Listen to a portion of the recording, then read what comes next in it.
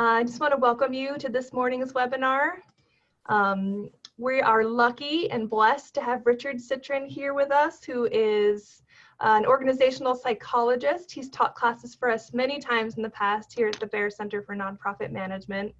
And he is going to talk to us about resilience, and he is well versed in that. He's written a book called Resilience Advantage, as well as one called Strategy Driven Leadership.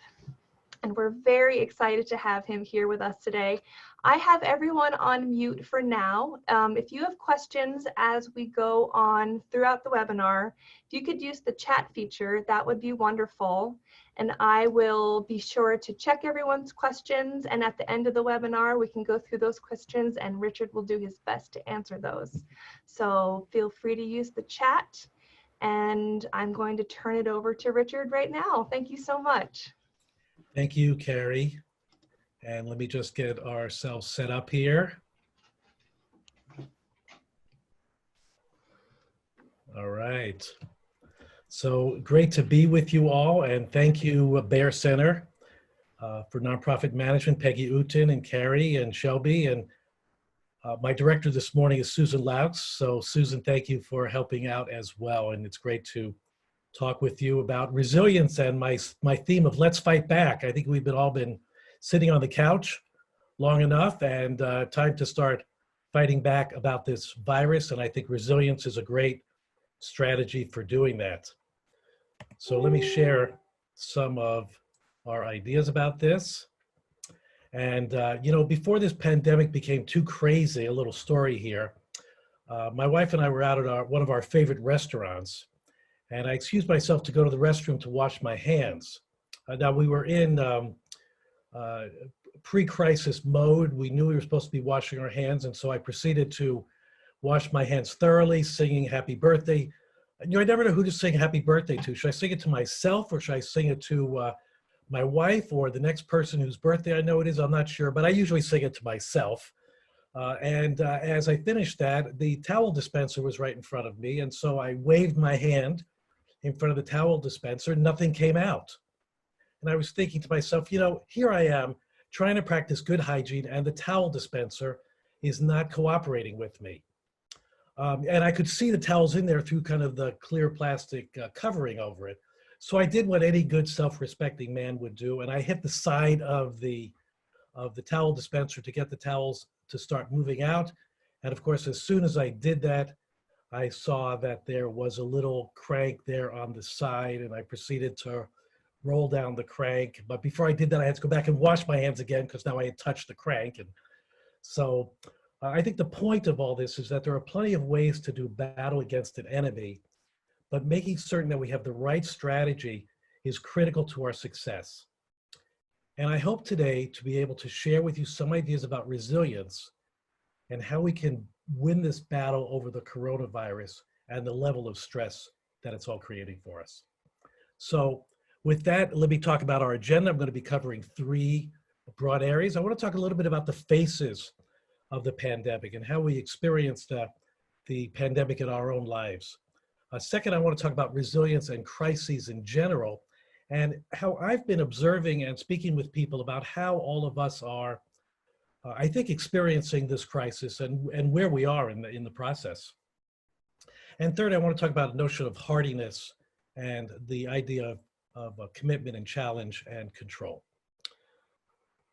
By the way, if you have questions, please post them in the chat room. Carrie's going to be taking a look at them and I'll probably be stopping in the middle to see if we've got some questions. So if there's anything you want to know about resilience or stress or how to address this in your organization, how to address it for your team, how to address it for yourself. Please throw those out there and we'll see what we can come up with for some ideas. Okay, so here's a face of the pandemic. And I think this is what many of us are experiencing, a bit of fear, uncertainty, perhaps worry and concern.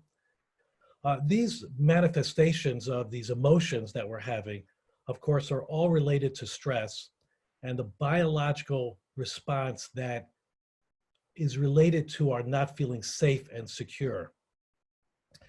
So as I said, and I talk about this in my workshops and presentations, Stress is a biological response. One of the exercises I have people do when I'm at a workshop is I ask them to hold up a pencil or a pen and to drop it. And they do that. And then I say, well, let's make sure we're doing something scientifically sound. So let's do that again. Ask them to drop it. And then I say, now what's causing that? And of course, everybody says gravity. And I point out that gravity is a physical imperative. We don't control gravity. Gravity controls us. In the same way, stress is a biological imperative. We don't really control stress. Stress really controls us. So the idea of managing stress is something that I really try to get people to not think about because we have to allow that biological response to occur.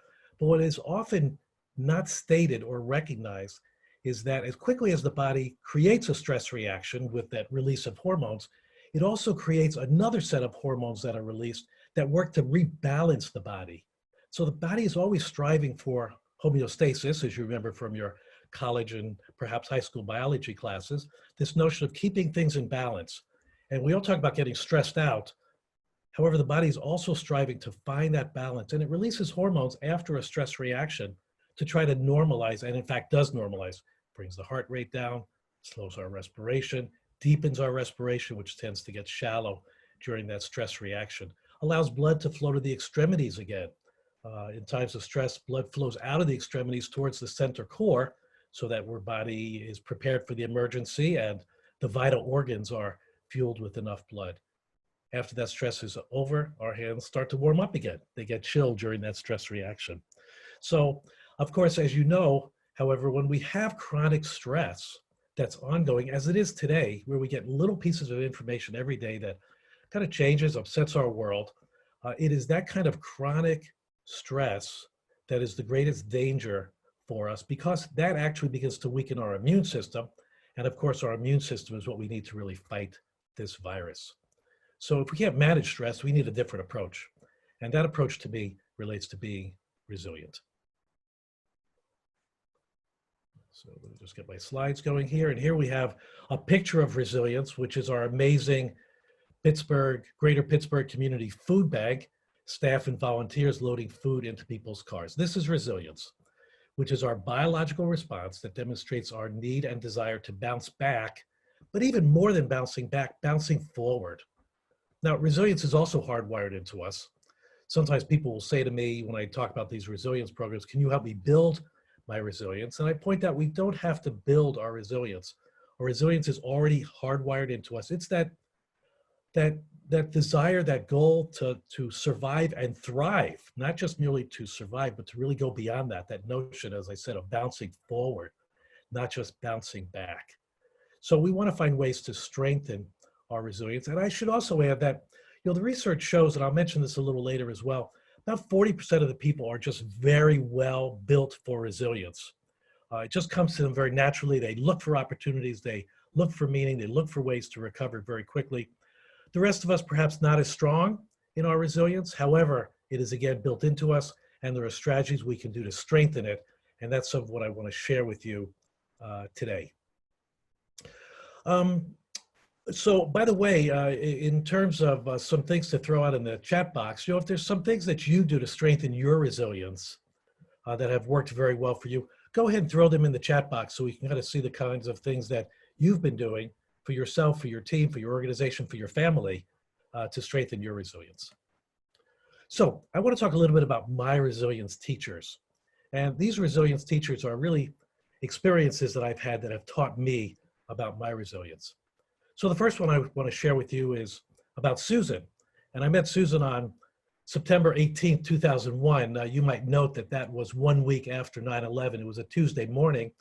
I was living in the Dallas-Fort Worth area. I had owned a large behavioral health care consulting and clinical company. And we were often called on by American Airlines to come and do crisis debriefings. And we were called actually on 9/11 to go down to the customer service center. But then over the next 3 or 4 months, we hung out at DFW and at their corporate headquarters, meeting with staff, pilots, flight attendants, ramp agents, everybody, just really being available to do debriefings. And on this particular day, I was walking down this empty corridor, as you can see, And at the end of the corridor, I saw couple of flight attendants talking, and I walked over, and in fact, one of them was crying. And I introduced myself, sat down, and I met Susan that morning. And Susan was a flight attendant who was supposed to fly to Paris that morning or that afternoon, but she didn't know if she could make it. She had lost a friend on one of the American Airlines flights, in fact, the one that had flown into the Pentagon. And she was still in just such deep grief that she didn't know if she could actually make the trip that day. And we sat and talked for several hours, and mostly she talked and mostly she grieved and shared her story about how difficult this was and how challenging the situation was. After really a few hours, I think she grieved herself out for the moment. And I said to her, Susan, it's time for you to kind of make a decision. If you don't want to go, that's okay. You probably need to make the call. And she stood up, and I stood up, and she gave me a hug, and she said, Richard, I need to do this. I need to do this for myself, for my fallen comrades, for my company, and for our country.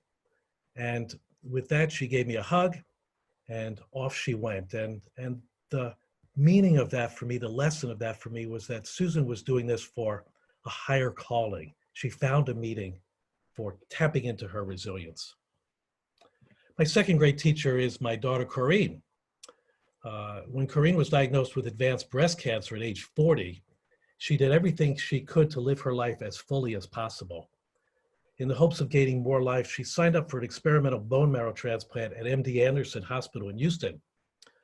The procedure involved her not leaving the hospital floor for a period of about 3 weeks, and then afterwards wearing masks and gloves everywhere she went in public, kind of like us today. Corrine asked her mom and me, what am I going to do for those 3 weeks that I'm in isolation? I don't want to just be worrying about myself. Her solution was to ask all the people who were praying for her to send her their picture and that she would pray for them. Her prayer wall of pictures in the hospital grew by the day as loved ones, friends, and even people she barely knew shared with her what prayers they needed to have strength to face their challenges. In Corrine's wisdom, she knew that by focusing her loving energy on others, it would relieve her anxiety and give her a cause that went beyond her own life. Well, my third great teacher of resilience was what happened to me during the financial crisis of 2008, when I was part of the third round of layoffs at UPMC. We had moved to Pittsburgh in 2004, and I had been recruited here to work at UPMC, and I'd done a pretty good job, but as happened, I was laid off, and I remember it was a Monday morning, and I was scheduled to actually lay somebody off that morning on my team, and I went over to my boss's office for my usual 9 o'clock meeting, and when I walked in, my HR director was sitting there, and I'm thinking, well, what is my HR director doing there? And then boom, it hit me in the face. I was being laid off as well. So that was quite a shock, and needed all my resilience I could possibly pull out for that. And it took me about 3 months to get my footing, as I had never, of course, been laid off or fired before in a position. And even when I worked for myself, even though I thought about firing myself, I could never have the gumption to do it. I worked for a stupid boss when I was working for myself, so he never pulled the trigger on that. But it was quite a shock, and it took me, as I said, a few months before I began to see the opportunity that this action, this result, would actually provide me the chance to reinvent myself and to discover new things that I didn't know that I could do. And of course, it was in 2009, 2010 when I opened up my consulting practice, and it's just been a terrific and wonderful experience for me. So the point of all these teachers for me is that out of these challenges, there were great meanings that were derived and great learnings that happened. And that's a theme that I want to begin to ask you to think about as we begin to look at how this event has impacted and affected us. So let me just stop here. Carrie, I want to ask if there are any questions or comments people raised about how they're dealing with their own resilience. We had Teresa wrote in the chat that she feels best when she can get some what she calls tree therapy, time outside, physically active in nature. It always helps me feel re-grounded and more resilient. Beautiful. Yes. So getting out in nature gives us that bigger perspective. And even, as Teresa was saying, even there you can see the importance of the meaning for her about getting that tree therapy and getting that time out. Finding meaning is going to be, as I'll share today, a very important theme about strengthening our resilience. So if resilience is hardwired into us, how have we been doing? Over the past month and a half or so, I've been talking with people like Teresa and others about how they've been experiencing and thinking about the pandemic and their reactions to it. And I've identified three elements that I think we've all been thinking about and kind of going through. Now, this may be different from your experience, and I'd certainly like to hear your comments about how you've been experiencing this situation. You can think about these as phases, but I'm not quite sure I'm ready to make a commitment to say that these are the phases, but certainly this is what I've been hearing and noticing from people around three elements: creating safety and security first, gaining stability and well-being second, and then wondering about this new normal that everybody's talking about, and we're all wondering what it's going to be like afterwards. So phase one, creating safety and security, there is this feeling of confusion, uncertainty, fear, and anxiety. You know, I heard about this in January. We all heard about the news that there was this thing in Wuhan, China, and it was happening, and we didn't really make the connection for it. Even perhaps when it first reached Washington, the state of Washington, where it first began to happen, I think this was when it first happened. I thought about it, but I never made the connection of what could happen. I'm not an epidemiologist. I'm not a virologist. I didn't think that way, and perhaps I wasn't paying attention. For me, it wasn't until I heard that an NBA player had been exposed to the virus. And you may remember then that the sports teams were all saying, well, we'll hold March Madness. We won't have any fans there. But then they said the players are getting infected. Forget about the fans. There would be no games. That was, for me, in some reason, what really evoked for me the recognition, that kind of whoa response from myself, that this was serious, and got me thinking about how all this would affect me and others. That evoked a stress reaction for me, and which is, a fight, flight, or freeze reaction. How are others going to respond? That's that biological response that we have that we can't keep from happening. And in the case of this pandemic, kind of continues on for quite a while, particularly as we try to get our footing around this. So we stabilize the situation after a few days, and you kind of go into your fight, flight, or freeze. I might have had a freeze reaction initially.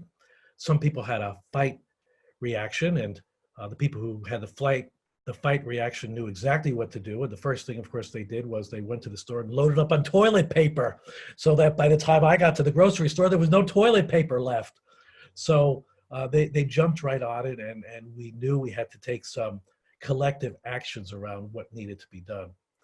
On the nonprofit side, for all of us who work in or involved with the nonprofit side, we've seen an amping of things like the United Way's 211 service, the service that provides resource management for people throughout southwestern Pennsylvania. And United Way has ramped up that service in responding to what is anticipated as the crisis. And as we got sent home and had to begin thinking about, the security and the safety of being home, everybody made sure they had their Zoom account and had to start practicing on Zoom and sending out funny videos of people on Zoom and everything else. And it's been quite an experience as we've kind of stabilized this situation and have begun to work and understand how to work as a team remotely and to gain these experiences. And of course, it's going to be interesting to think how this changes, how this technology and our comfort now and ability to do some of these things remotely will change some of our actions coming out of it. So we even do more. So now that we're kind of got some stability and safety for ourselves, we begin to think about putting our resilience plan into place. Whoops, excuse me, there we go. And we're kind of catching our breath. And when we start to do that, certainly those of you as nonprofit leaders, most of the ones that I've talked to, start off by saying the first thing we had to do is to manage our fiduciary responsibility. We had to identify and evaluate our financial and fiscal capabilities, make some decisions about what we can do, what we can't do. How do we close offices safely? How do we get people working from home? If we have frontline workers, how do we make sure we protect them? So we have to, kind of ensure that we have this resilience plan in place. How do we meet the needs of our clients?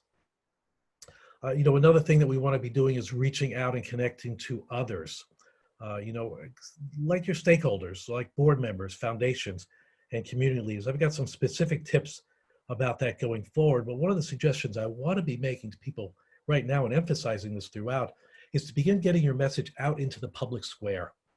It's important now that you're not as perhaps visible as you might be with your clients or with your stakeholders, whether that's foundation people or corporate supporters or your board members, is to make sure that you're getting out in the public square. You're talking about your organization. You're posting on LinkedIn. You're sharing ideas with others. And I've got some more ways to be thinking about that, but I want to support you as nonprofit leaders to begin thinking about that. Of course, supporting our staff is vital, not only because they're carrying the burden of the frontline responsibilities, but also their personal anxieties and concerns are also ours.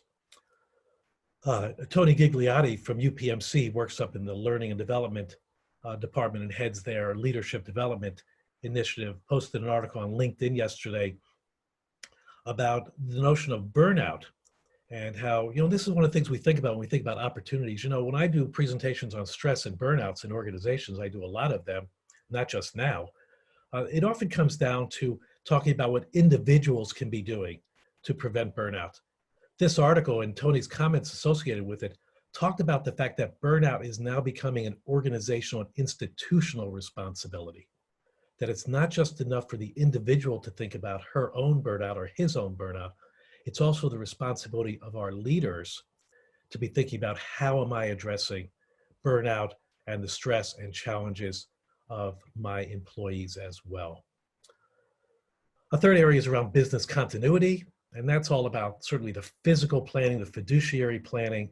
It's important to be thinking about facilities management. I saw a post yesterday, or maybe it was an article in the Post-Gazette that I saw on Sunday that talked about somebody from one of the labor unions who talked about the fact that before you can return to your building, you want to make sure that your pipes are clear. Because if your pipes have been sitting unused for a month, there's a potential of giardia or other germs, bacteria in this case, that can be lodged in there. You have to make sure that your pipes are clear. Now, we were going to assume your facility management people are doing that, but if you work for an organization or in an organization that has their own facility responsibility, that's something you want to be sure of. So a lot of us in the nonprofit sector may not have that sense of business continuity as clearly laid out for ourselves. And actually on Friday, I'm doing another resilience workshop with AE Works, which is an engineering company here in town, and their business continuity and business safety and security officer will be speaking about those kinds of facility management issues. So all these business continuity things are not just about dealing with our clients, dealing with our employees, it's also about the physical and certainly our fiduciary responsibilities as well. So I think the second phase then begins to take us into, continue to take us into this notion of stability and well-being. And we try, stability is important. We're trying to get a sense of control, which is really vital for resilience. We feel a lack of control now. That certainly is pretty normal, but we're striving to gain a sense of control. So we have our best laid plans. So we want to kind of set out our offices as best we can. And I know that this is not my dog, but this could be Cody sitting on my lap. So I think I'm going to be working from some desk, but Cody's going to jump in there and take over. Those of you who are parents, I've talked to a lot of parents.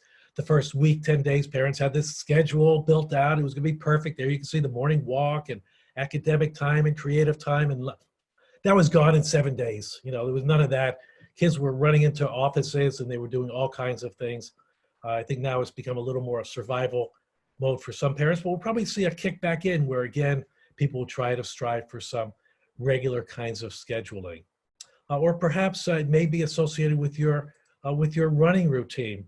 Here's one of my buddies, Mark. He posted this yesterday. Here he is running in Homewood Cemetery, which he thought was great. I mean, he loved running there. Nobody was there. Now, I don't know about that mask he's wearing. I'm not sure I could go for a walk in that mask, much less go for a run in that mask. But, we're kind of seeing some of these crazy situations, even to the point where we have to begin to see some of the humor in doing this. So as we gain this sense of stability and well-being, there's a certain acceptance of the uncertainty of it all and the knowledge that while things are upside down, they are stable. We live in a country with incredible resources. And I heard one of the financial people saying, with all of these new programs that the government is pulling out, the Fed is taking out, it's going to increase the tax burden or increase the debt level, I should say. Yet he also said, we're a country that's so rich that this is the purpose of having these assets and resources. This is the time to be using them. So we're very blessed. We live in the United States. We have food, we have security, and there are people who love us. So as we gain a sense of stability, we want to be keeping those things in mind as well. But we also want to think about, our mental well-being. And this is a big battle. This is really the big battle in our brains. It's about how we handle the stress of the situation and whether we can overcome this fight, flight, or freeze response to think our way through it. Because even though I mentioned that it happens initially, we're all going to have moments of panic where we begin to think about what's going to be like after it's done, or perhaps you have concerns about paying bills that might be due on the 15th. Or whatever those stressors are, we're going to continue to have them arise and show up. Or maybe it's just about going to the grocery store and how you're going to be handling that. And the challenge here, and I kind of hate to say it, but I say it with full respect, is that our brains are lazy organs. They don't want to have to do any more than they have to do because that consumes energy. And one of the brain's jobs is to preserve energy because it's a survival technique. And I think you could probably agree with me that thinking is hard work and is difficult. It's much easier for me to do something mindless, like going through my emails or working on an expense report, than it is to work on a strategic plan or to write a report. That takes thinking. And so, we kind of, I don't want to say we fight it, but it just takes a lot more energy to do. So the takeaway from that is if we could make things simpler for ourselves, our brain will appreciate it much more. And simplifying things, because they don't require as much energy, they create a certain, what we want to be doing is creating a certain kind of routine that we can stick to that creates this sense of calm and ease. Talked to somebody a few weeks ago who is working from home now, of course, but what she does is she gets up every morning, goes through her morning routine, gets in her car, drives over to her regular coffee place. They're open. She can do a pickup, gets a cup of coffee, drives around for 10 minutes, and then comes home. That creates a kind of ease and consistency for her that creates a routine that's simple and makes it very easy for her to do. If you're an executive director, or if you're someone who needs to reach out to your board members and you're thinking, how can I reach out to them? When should I reach out to them? How can I do that? Should I send an email? If you're an ED and you want to reach out to them, or if you're a development officer and you need to talk to some of your funders, just make a list of who you need to call, set up times in your schedule. Right now, we're getting into a lot of tactical things. We also want to be thinking strategically. So the strategic thing is Tuesday and Thursday afternoon, I'm going to be calling my board. I'm going to be calling my stakeholders. I'm going to be devoting 2 hours for doing that. Make a list, schedule them for every 15 minutes, and just follow that schedule. Don't ruminate about it. Just look for the simplest approach that you could possibly take. The third area, of course, is around our own self-care. And even in the face of this crisis, we need to be maintaining that, our physical and emotional and mental well-being. It certainly is about exercise, getting out, eating well, especially sleep. There's been a lot of articles recently about sleep disruption. There's an article in the New York Times a few days ago about the crazy dreams people are having. These are normal. And it's one of the emphasis that I want to make is we want to try to normalize this situation for you in terms of what I'm sharing with you, but also with your team. People are experiencing these kinds of difficulties like sleep disruption or difficulty exercising or overeating. We want to normalize it and bring people back to a place of thinking about their own self-care. Hey, Carrie, let me just stop here and see if there's any questions or comments. Some discussion here between Liz and Teresa about realizing kind of a little bit, a few days into this, that that Liz was mourning her old life. Mm-hmm. And after sitting with it for a while, started to realize what she has to be thankful for and start thinking of ways to make the new reality work for her and for others. And Teresa responded by saying that there was a mourning period for her as well. Their family created a grateful wall to Oh, post nice. reminders of what we're grateful Yes. for and focus on the opportunities that this presents. Yes. On the work side, we've made the most of the new opportunities that have been presented to us, expanding our service delivery in a different way. So that's some of the Ah, discussion happening right now. terrific. Thank you. You know, one of the metrics that I use for assessing this balance between, you know, morning and moving on is what I think of as intensity and frequency. You know, so if your intensity of morning, you know, is at a 6 or 7 on a 10-point scale, and it stays a 6 or a 7, you know, for a period of time, or increases, that could be a concern. If as you've kind of worked through it, you have your grateful wall, you do your tree therapy, begins to decrease in intensity, you still have it because you will still be having this sense of loss and grief. We're still going through that. But if it decreases to a 3 or 4, that's good. That's what we're looking for. Same thing with frequency. You know, if you're grieving all the time, mourning all the time, that's problematic. That's a concern. You may want to reach out to a friend, a colleague, a partner, a therapist, your employee assistance program. Uh, but if the frequency of it begins to decrease, so it's, you know, twice a week instead of 5 times a week, good metric, you're making progress. It's going to be there. You know, we're going to be continuing to grieve. These things don't go away. Again, we're looking to decrease the intensity and frequency of those events. So as we think about self-care, I want to make sure, as psychologists and all of you who are helpers, and I know everybody on this phone is a professional helper, on this call is a professional helper, so I want to make sure we talk about the emotional well-being that we have to experience as well. And you know, as I think we probably could say, no one's really handling this as gracefully or as well as we'd like to, because we're feeling this kind of full weight of the emotional toll. On top of being stuck at home, working generally in isolation is challenging, and certainly the health and financial concerns that are abound. We may have a tendency to kind of minimize it or push it underground.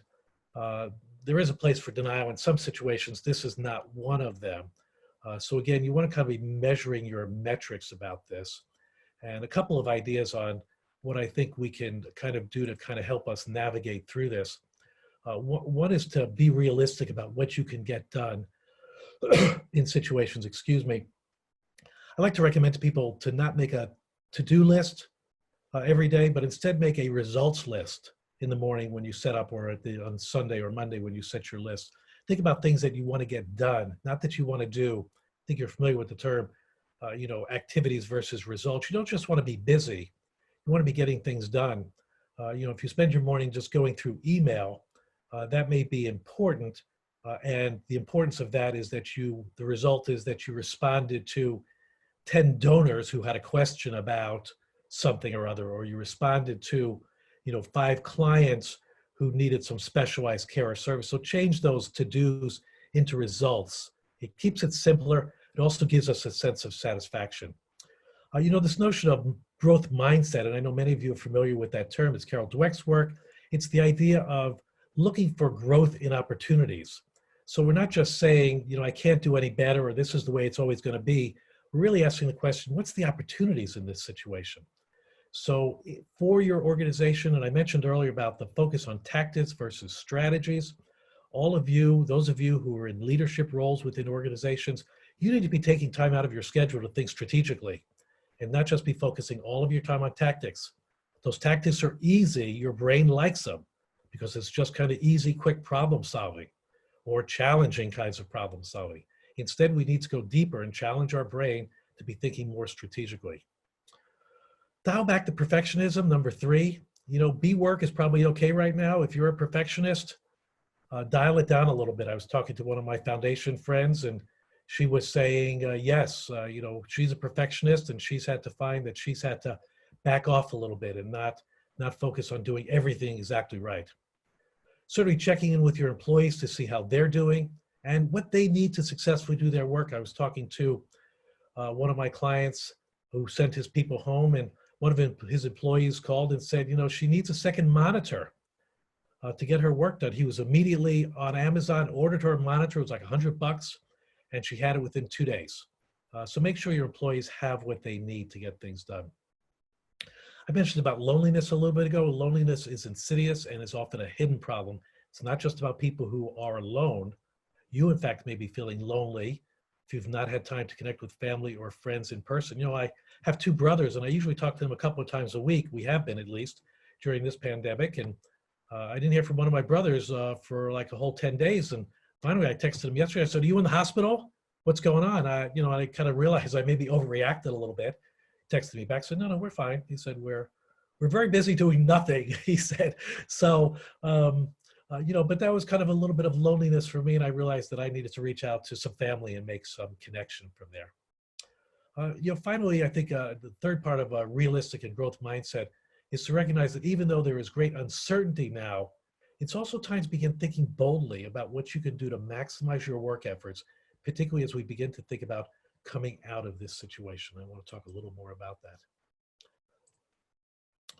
So what will be the new normal? Everybody wants to know what the new normal is, and everybody's talking about it. When we'll return to work and what will be that normal? And, I don't really know what that is, of course. And I furthermore think that it really doesn't matter what the new normal will be. It will be what it will be, and it may be the same as it is now in 3 years, and it may be different in 18 months from what we expect. But you as a nonprofit leader need to be thinking about the possibilities that you want to create. That's really the important point right now. And in order to do that, you want to be able to strengthen this personal and organizational resilience so that you have the energy to move agilely through this process of the crisis. And having resilience is very much around having energy. When I do my presentations, or again around resilience, one of the things I talk about is to forget about time management. Time is another one of those physical imperatives. We don't control time. Time controls us. What we can control is our energy. And that's around energy management. And one of the things you want to be paying attention to is, how is your energy? If you're having trouble sleeping, you may find that you fatigue during the day, or that your concentration isn't as good. Even given the stress of the crisis, your concentration may not be that good. Managing the energy, finding ways to refuel that energy, is really what's important. And as we think about what this new normal might be, we want to be thinking about resilience. And one of the strategies around resilience that I want to share with you is the notion of hardiness. So hardiness is this notion of our ability to strengthen ourselves and our organization so that we can do battle and overcome these great adversities that we're facing. So hardiness is usually defined this way, but it's also composed of 3 factors, which comes out of some research that was done by Salvador Matti and Suzanne Kobasa, really about 20 years ago. They related to 3 factors: control, commitment, and challenge. And I just want to talk about challenge today, kind of given our time constraints. But I just want to mention about hardiness, because the analog for resilient hardiness is really around physical hardiness. And for those of you who have a workout routine, I always like to point out that if you're a morning workout person, one of the things that's great about the morning workout is that you get this sense of strength going into your day. You feel stronger. And it may be a full workout. It may be, I take Cody for a mile-long walk in the morning. And that walk is very invigorating, particularly in a morning like this when it was 37 degrees. Come on, where's spring? And so I felt pretty strong after I finished this. And so that kind of morning workout gives me some of that strength. Afternoon workouts, I often use them to kind of burn off the stress. But even after that, when I've gotten that stress out of my system, I feel stronger. So that's the physical analog to what it would be psychological or resilient hardiness. So let's talk a little bit about commitment, around challenge, which is one of the 3 C's. Again, there's control, commitment, and challenge. And just want to talk about challenge for a little bit. And challenge is about recognizing the tragedy in a situation and looking for the hope and the opportunity for growth. A little bit of that silver lining notion. And I want to share with you a piece of research about this, which was that, again, I'm calling on 9/11 here. There was a research done by Barbara Fredrickson over at the University of North Carolina, where they looked at the well-being of students. And while none of these students had lost anyone, they were, like all the rest of us, feeling a great deal of distress and some despair about the situation. The researchers identified, however, that some of them did not react to this despair by getting depressed, while others did. Remember, I talked about that 40% of the population that's, naturally hardwired for resilience. What made the difference for those students was that they experienced more positive feelings like gratitude and hopefulness. And I think it was Teresa that Carrie mentioned earlier, who had her gratitude wall, recognizing that gratitude is a way to change our thinking about this. Now, they weren't Pollyannish about it and believing that everything's going to be okay. And that's one of the things we have to be mindful of and careful of. We can't just be walking around saying, this will all be fine, it will all work out. You want to find that hopefulness through a sense of purpose and meaning. Perhaps for some of them, it may have been joining the military or becoming first responders or just helping out friends. They took their fears and channeled them into something that became more meaningful. We see this, for example, with heart attack victims, who after they have their heart attack, they're not going to be eating any more French fries. They've had a renewed sense of purpose to their lives. Hopefully it's more than just French fries. Instead, it's something much greater than that. So we begin to, so when I think about, for example, my example of Susan, the flight attendant, Susan was someone who challenged and changed her perspective on the despair she was experiencing into something that became a resilient challenge for her, and that element kicked in, and with that, her mood and energy completely changed. So how can we make meaning out of all of this? And for those of us who work in the nonprofit sector, finding meaning in our work is not a difficult stretch for us to do. But what if you and your organization are the ones who are in need of support? So here are, I think, 5 ideas that I have for you about this. One is, as I mentioned earlier, normalize the situation for yourself and others. I've got a sign on my computer that says we are in uncharted waters and we don't know the outcome. Mention that control is an important factor for hardiness. Focus on what you can control, whatever that piece is. It could be doing that drive around before you get going. It could be having your results list in the morning. It could be making the calls you want to make. It could be making sure that you are connecting with family or friends. And when you do that, feel good about it. So, when I have a FaceTime or a Zoom call with a family member, that's intentional, it's purposeful. I may have planned it, I may be more spontaneous, but I know that it's something I need to do. Second, I talked about getting your message into the public arena. There's so much need for positive messaging, and we see it in the work of the food bank, for example. The other day, I saw a story on the news about Family Links and their program to house teens with COVID-19. Bobby Watt-Gear, our new CEO of the United Way, is getting the important messages out about United Way's services out there. It's important for you to be in the public arena, not only to spread the good word about what your organization does, but it's also important for the support and funding after all this is over. A couple of things to do. Get together with your board chair or perhaps the best writer on your board and write an op-ed about how this pandemic is affecting your population. Start a podcast. Write a post for LinkedIn.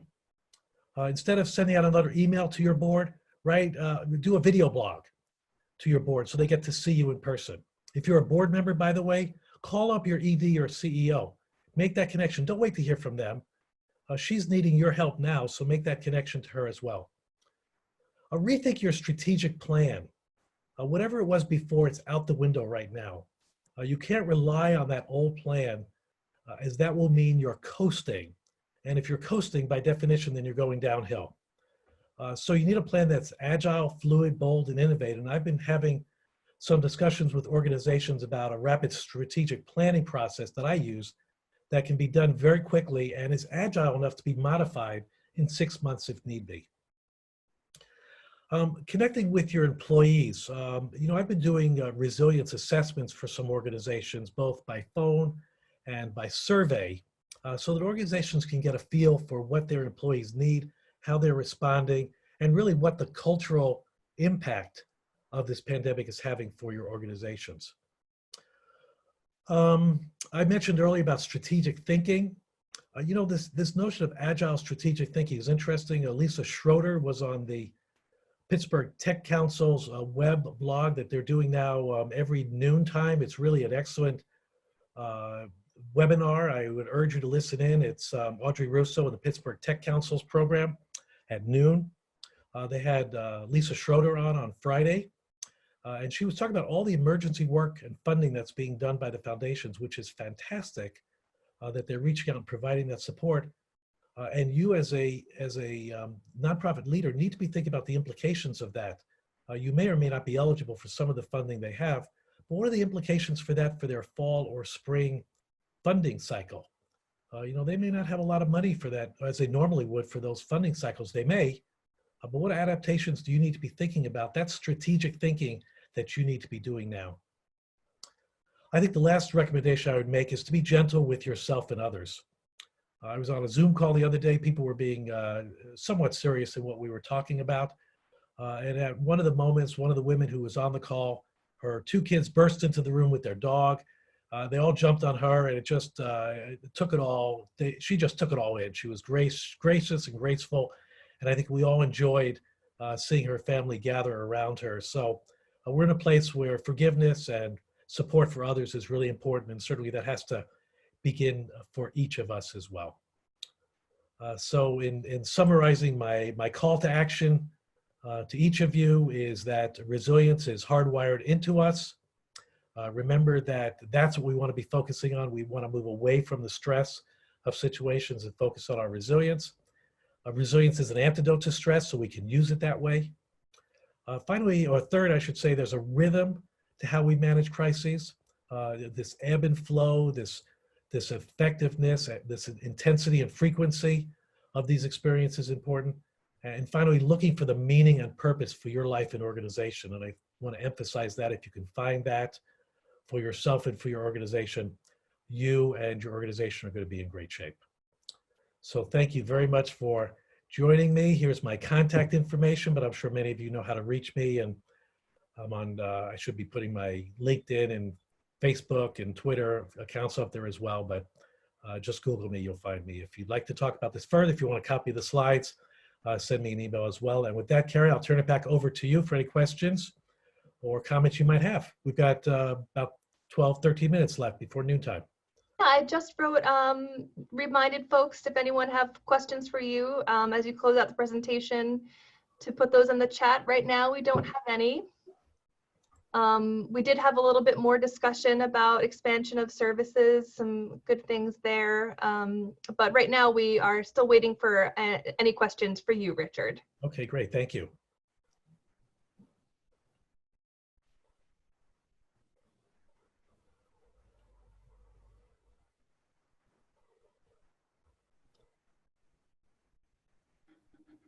I'm going to go ahead and see if there's anything that I still want to mention here. There is a question here. Can you talk a little bit more about rapid strategic planning? Sure. So I think the notion of strategic planning as what's typically been done really looks at the idea of creating a plan that oftentimes is a 1 to 3 year plan. And I think one of the takeaways that we're finding right now is that we have to be more fluid about it, more agile about it. It needs to be quicker. And the key task around a strategic plan, I think, encompasses, around rapid strategic plan, really encompasses 3 elements. The first element is to identify what the key driving factors are for your organization. What is it that your organization is about? Looking at the work that's done and identifying the key elements, the key factors of what you're doing. The second part is to validate those factors and ideas around some elements like speed of response, or around the disruptive nature of it, or around innovation and how innovative your strategic plan can be. And when you have those 2 pieces of information, kind of understanding the driving factors and validating those against these elements of what's necessary today: speed, agility, flexibility, responsiveness. This is where we often fail. We do a strategic plan that identifies all these factors, but we don't validate it. We don't run it against what I call a litmus test to say, is it quick? Can it be done rapidly? Is it modifiable? If we make a plan now that's good for a year, or we had a plan going into 2020, which everybody did, how's that plan looking now? and what are you doing to modify that plan other than thinking tactically about what we have to be doing. You want to be thinking about a plan right now that you can be thinking about for third quarter, for June, for fourth quarter, for beginning to look at really that time frame right now. That requires just kind of a rapid change. And then, and this could really be done in a day or a day and a half. It's not an arduous process. And then really building out the key tasks and responsibilities to address those issues. That can be done with key leaders in a very, very quick process. But again, it's these elements of what are these driving forces that make our organization different, and then validating against some of these key litmus test items. There was one other question, which is easy to answer, is if will be a recording available from Tim, and I said that yes, there will, and that it will be posted on your website. Is that right? Is that right, Richard? Yes, it will be. I'll probably take a couple of days to do it, but I bet, Carrie, we can also after I get it up and posted, or there may even we could probably send a link out to everybody via email about where the post is. Sounds great. Yeah. And also, again, if you'd like a copy of the slides, let me know. I'd be glad to send those to you as well. Lots of folks here saying thank you, Richard. So I also want to thank you. Here's my face. For sharing your words with us today. And if we were in a regular class at the end of a session, there would be this. So I'm giving you this. Thank you so much. Thank you, Carrie. I thought you were going to say I get a Bear Center backpack or something like that. Oh, we have some good swag at the office. So next time, I'm allowed in the office, I'll make sure. Fair enough. Well, thank you all. I appreciate the opportunity to come and share some ideas with you. And thank you all to everyone. There's a final, Peggy says, thank you, you raised our spirits, and that's true. So thank you so much. This is the conclusion of the webinar, so I want to thank everyone for being here and keep an eye out for the recording. So thank you to everyone as well. Thank you. Good job, everybody. Thanks for sharing and participating. All right. Bye, everyone.